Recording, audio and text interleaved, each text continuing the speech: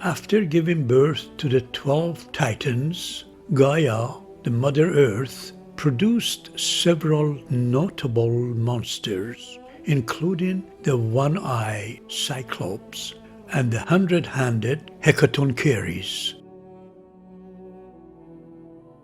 These monsters represent chaos and primal forces, contrasting with the order that the Titans sought to establish.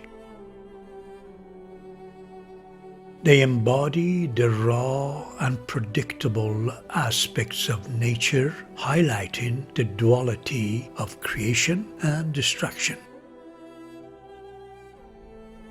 Uranus, the personification of the sky and father of the Titans, feared his offsprings, concerned that they would eventually overthrow him.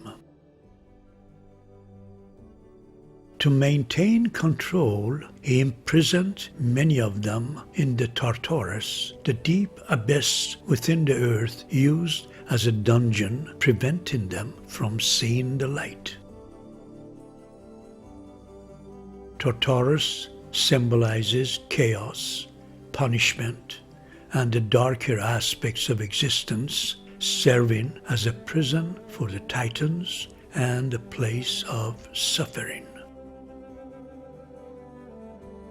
In retaliation for Uranus's outrageous actions, Gaia crafted a sickle and conspired with her youngest Titan son, Cronus, encouraging him to castrate Uranus.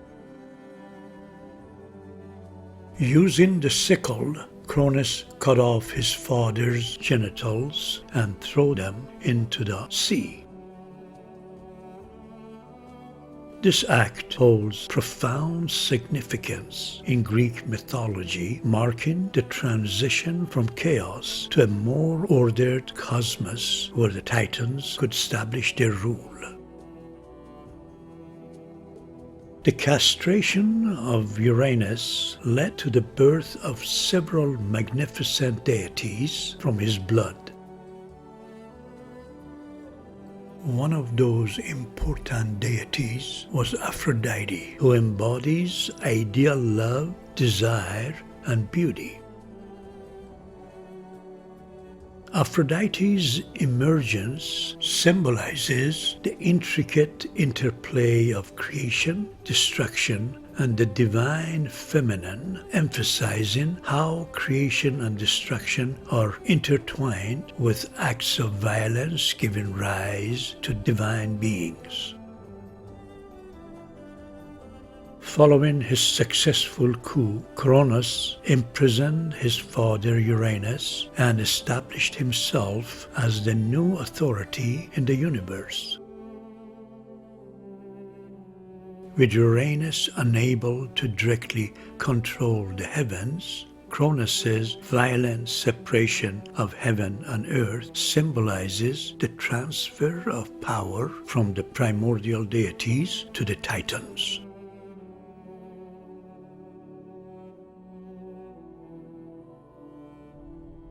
Cronus married his sister Rhea, the Titaness of protection, cultivation, and nurturing.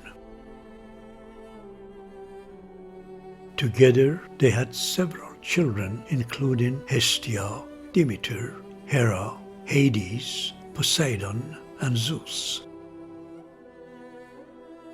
However, Cronus feared that he would be overthrown by one of his offspring, just as he had overthrown Uranus. To prevent this prophecy from coming true, he resorted to a gruesome tactic, swallowing each of his children at birth. This act reflected his desire to maintain power and control, illustrating the theme of generational conflict prevalent in Greek mythology. Rhea, deeply wounded by her husband's dreadful acts, hid her youngest child Zeus on the island of Crete.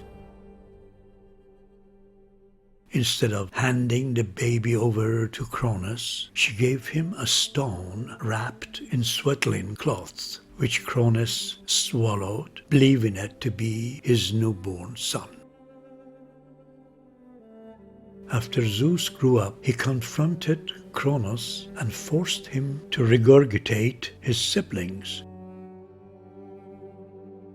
Zeus led a revolt against Cronus and the Titans, resulting in the Titanomachy, a great war between the gods and the Titans.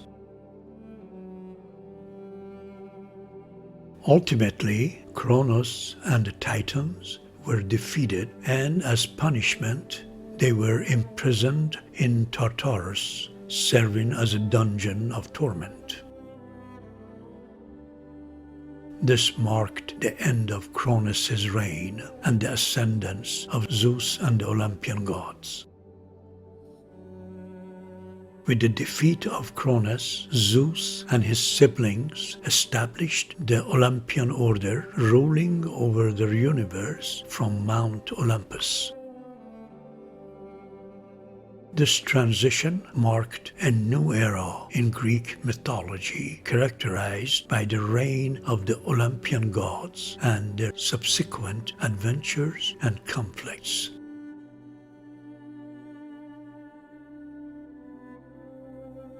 Your assignment this week is to pick the part of the myth that you feel connected with and learn more about its symbolism in Greek mythology. Once you feel that connection, see yourself as a participant in it and paint your sensation, not necessarily an image in your mind.